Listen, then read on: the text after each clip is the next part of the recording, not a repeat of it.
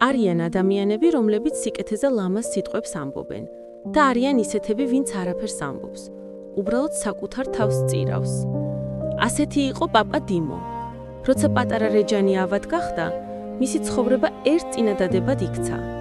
ღმერთო, ოღონდ ეს ბავშვი გადამირჩეს, მე რაც გინდა დამმართე.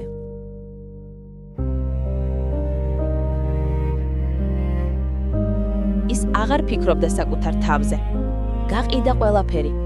მთელი სახლი დაცარიელდა და როცა არაფერი დარჩა, პაპა დიმომ ექიმს საკუთარი სხეული მიუტანა მსხვერპლად, რომ ბავშვისთვის წამალი ეყიდა.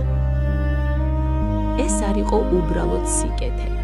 ეს იყო ტკივილით დაწერილი სიყვარული. ქრისტიანობა, რომელსაც სიტყვები აღარ ჭირდება. ეს იყო ქმედება. აპა დიმო სიტყვებით არ ქადაგებდა სიკეთეს. ის ცხოვრობდა ასე.